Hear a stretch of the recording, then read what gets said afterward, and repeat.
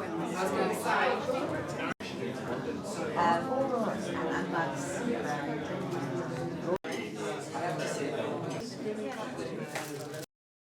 I think it's the tree of life on an island coming out of a sea of despair. I made it actually for the exhibition in 2020. which obviously didn't go ahead because of COVID. So COVID struck while I was making it.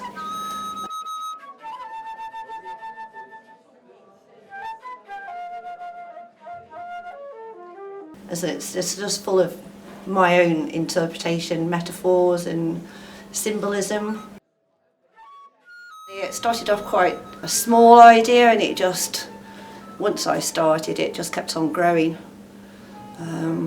And then sort of like all the ornaments that are hanging off the tree, I've kind of found them on charity shops and thrift markets, but there isn't anything on there that doesn't deserve its place on there. Like I've got a little key ring of a sewing kit, so that's like to repair the world. There's a little man there with his medical box, and he's like a eco-warrior. Dinosaurs are there because they once roamed the planet. The planet isn't going to demise, it's just going to be the humans on it. Really, that's what that means. This section is pixels, using photography, images, and also digital manipulation on shapes.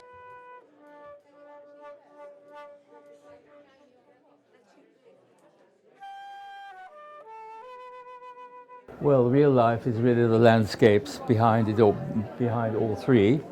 And dream worlds is the aspect of the landscapes becoming completely altered. I set up a template, not on a computer, but for real, which I then photograph digitally and then transfer it into the computer. These are all in some way related to landscape, and so it's really connected with the world that we're in. And after that, the manipulation is my judgment, a sort of visual judgment, which is based on a kind of visual language, where when I decide this is it, this is the final image, and it usually becomes clear to me after quite a lot of work and manipulation.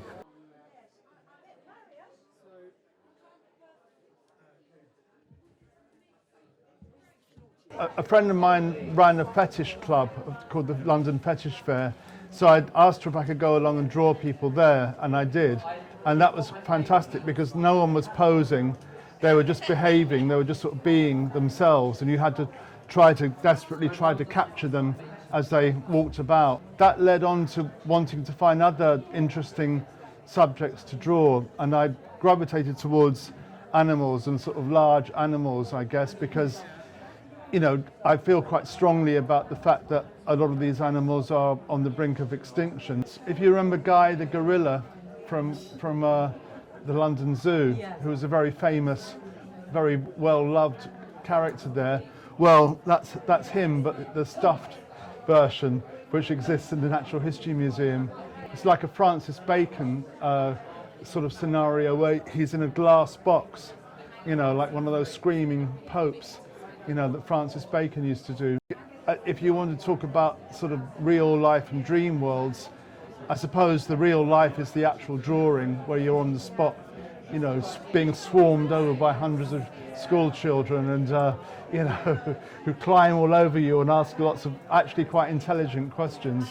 And the dream world part of it, as I suppose, is when you go home and scan them into the computer and then start, imagining ways that you can sort of present those drawings in different ways. And that was just my recording of the amazing things I saw. Quite simply that. I have always wanted to go to Mongolia. It has drawn me like a magnet. The children and the groups of people are dressed for the biggest festival in Mongolia every midsummer, which is Nadam. And people come from all over Mongolia to parade at the Nadam and have fun and drink the wonderful fermented mare's milk, which is so good for you. And they all, Ulaanbaatar, which is the big mad capital of Mongolia, is the main place. But there are also smaller rural Nadams, which I went to too, which are out in the country.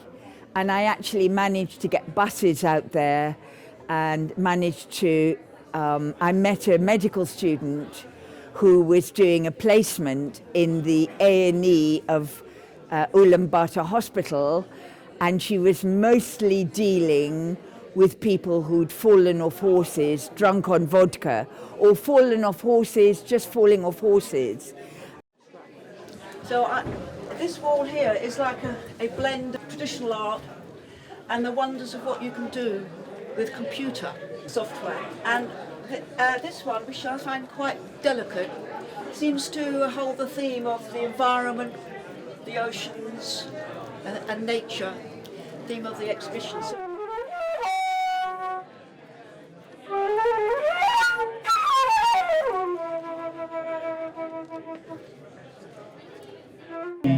I suffer from depression and anxiety for many times, and I dealing still with it. So this piece of work, it's called Complexity of the Human Mind, which is the digital element is the photograph itself, so it's a self-portrait of myself, and then I cover my head with all these that's representing my thoughts, my ideas, the darkness, the brightness, everything that is in your brain is in here. But also the box, it represents the construction of society and the boundaries that we put ourselves sometimes.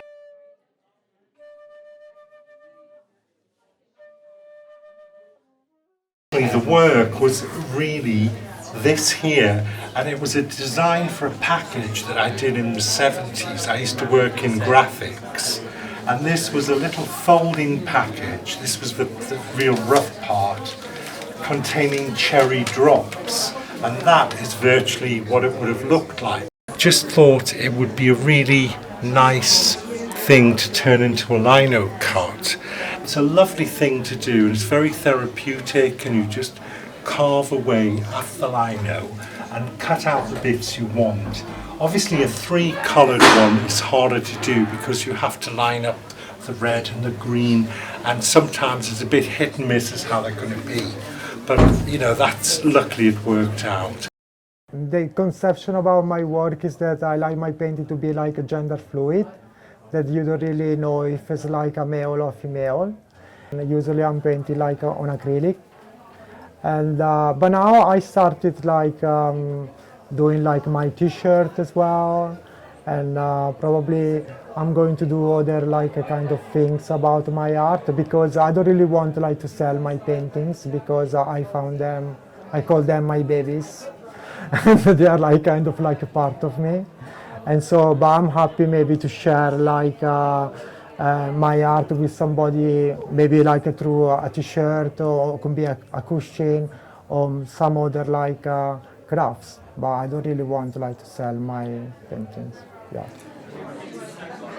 They're going to build yet another sort of towery type thing, and the artist is insisting that it's surrounded in some beautiful artwork rather than just being a stark concrete.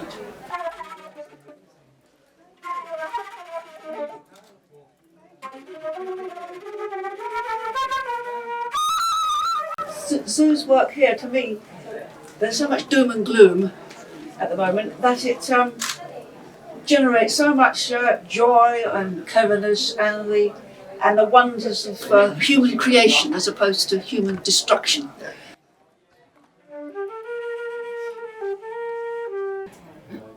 I do work, I call them memory jugs, and they were originally based on a tradition in the American South, where you took bits and pieces out of a dead person's pocket and from his life or her life, and you put them on a putty-covered jug and then it became a memorial. And that's originally what I was inspired by. But over the years, it has become so much more. But basically, they're about color. They're about the female landscape. They're about the joy of being female, and they're about feminine power, especially when it's unleashed. You can see the power. I'm big on using lightning bolts. And lots of bits and pieces. I collect bits and pieces, and I have almost all of my life. And it celebrates making things with your own hands. And it's just about making the most of the color and the fun and the glory of life, and try to keep yourself sane. And I myself am a collage, I'm a work of art. I'm going to show you my back. It's about color. It's always about color.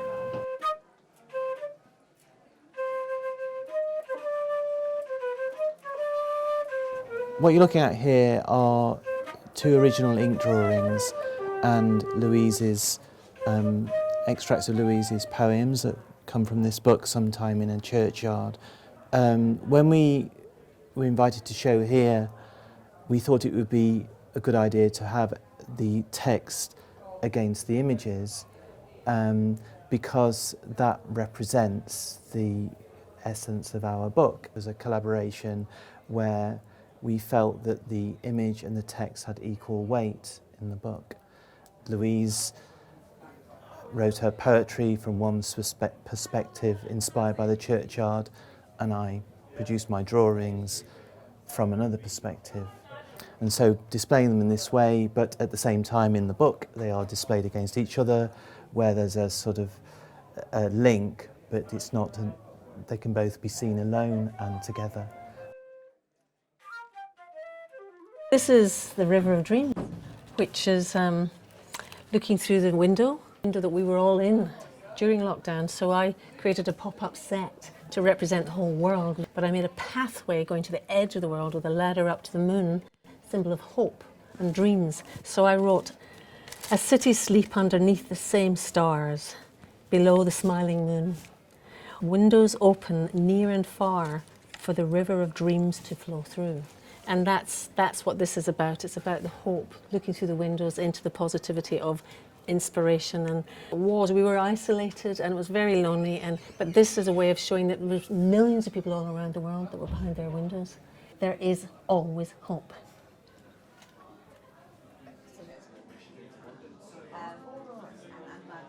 I used to be a freelance photomontage artist. I did book covers for Penguin and magazine work. Did that for 15 years.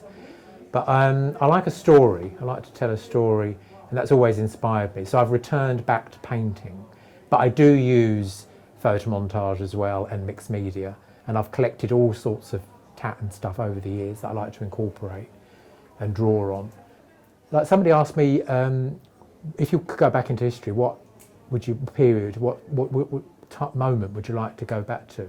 And I said, to see the face of Elizabeth I would be quite interesting. I visited a country church in Bures in Suffolk, and in the corner was an effigy. It's a chestnut wood effigy from the 14th century of a knight. And then there's angels around him, but sadly in the Civil War, the angels got their heads cut off. So you've got their hands delicately each side of him. And he's quite a handsome knight. And I wanted to recreate what he could have possibly have looked like. So I asked a friend to model for me, and I created an actual helmet from papier-mâché. So I went to quite a lot of work to actually to get there. And then there's an explanation there of the knight, what is known about him.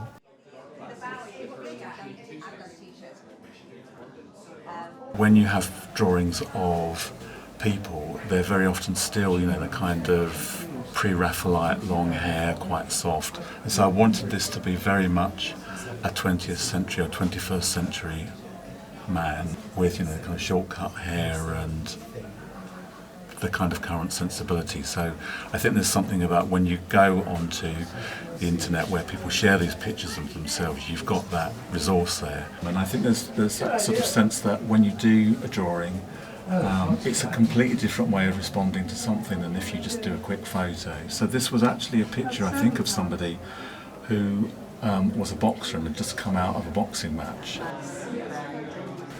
You know, we are in a time when there's pixels rather than the lines, so I suppose I was very much thinking about, you know, how can I use a rough surface of paper to get that sort of, not exactly pixelated sense, but very kind of rough thing, which then, where, you know, if you kind of come close in, it just becomes shapes, tones, spots, smudges, almost like an abstract drawing where there's just different areas of tone, texture. So it was something where you start off with an image you found on the internet, start working on something to respond to it on a piece of paper, and then all sorts of kind of things come out of it that, you know, help with developing my own kind of sense of style of drawing, of you know, of making work, really.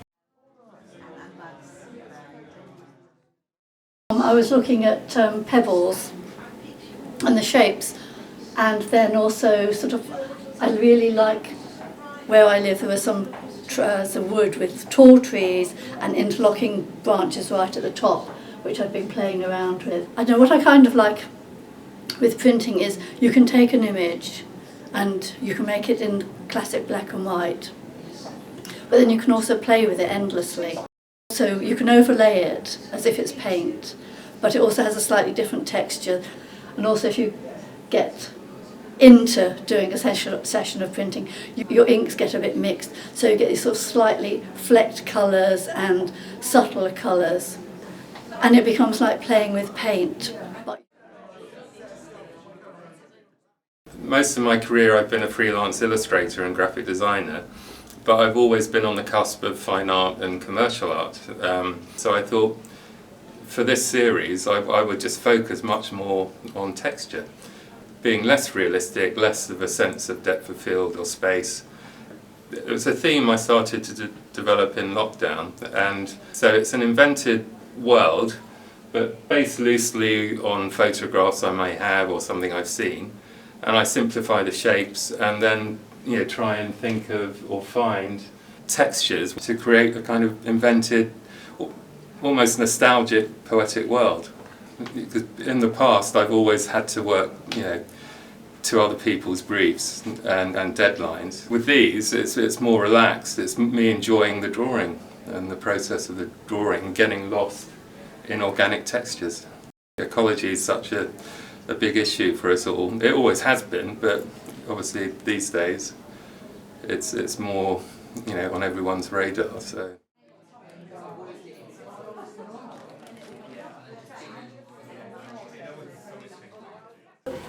Well, one thing that I have realised about the Ukrainian crisis is that the extraordinary amount of love and companionship and courage for the people.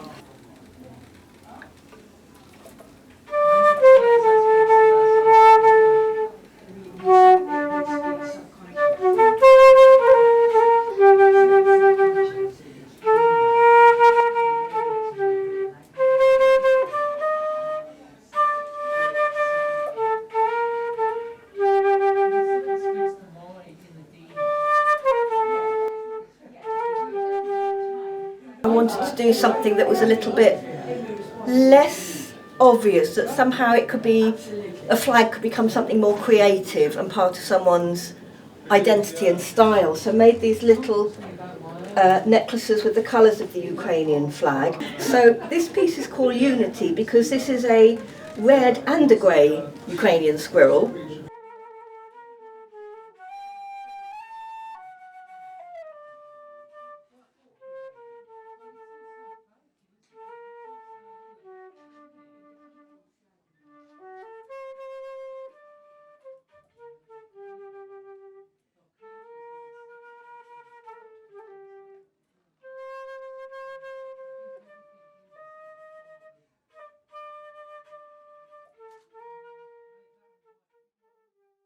So I'm going to be playing whale noises.